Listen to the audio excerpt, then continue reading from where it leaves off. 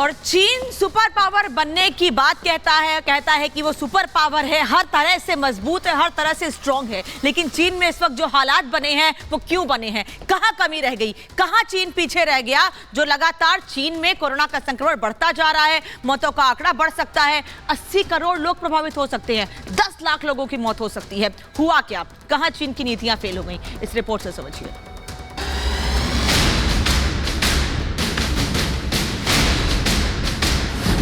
चीन में corona returns, किसकी लापरवाही जो पड़ी भारी?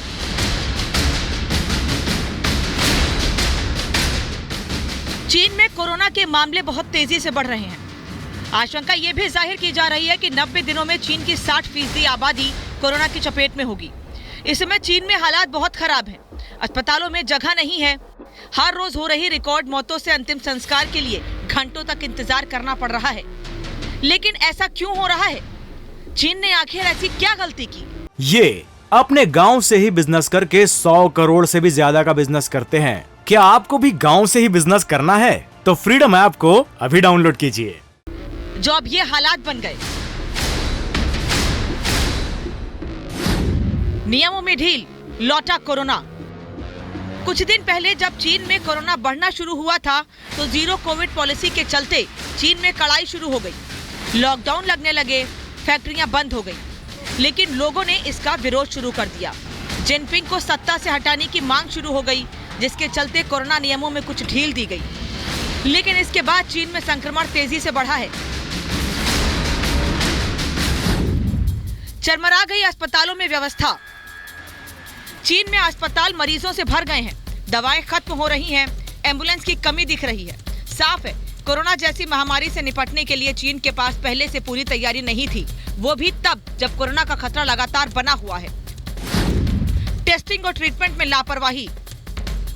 चीन में आबादी के मुकाबले स्वास्थ्य व्यवस्थाओं की कमी बताई जाती है।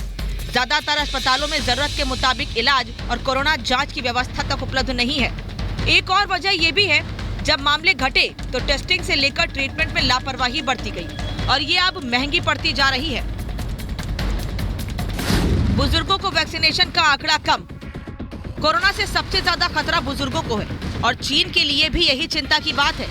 चीन में दूसरे देशों के मुकाबले बुजुर्गों के वैक्सीनेशन का आंकड़ा बेहद कम है। आंकड़ों के मुताबिक 80 साल से ज्यादा उम्र के सिर्फ 66% बुजुर्गों को ही वैक्सीन लगी है।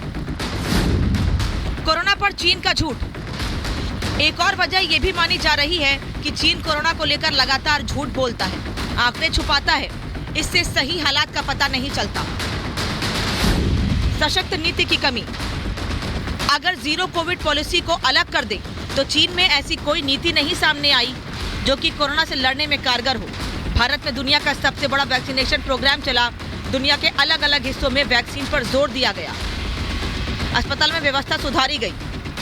चीन के कानून इतने कड़े और लोगों को सताने वाले थे कि इस बार लोग सड़कों पर ही उतर आए। यानी उसकी लॉकडाउन नीति भी पूरी तरह सही नहीं थी। Bureau report, Republic Bharat. ये अपने गांव से ही बिजनेस करके 100 करोड़ से भी ज्यादा का बिजनेस करते हैं। क्या आपको भी गांव से ही बिजनेस करना है? तो फ्रीडम ऐप को अभी डाउनलोड कीजिए।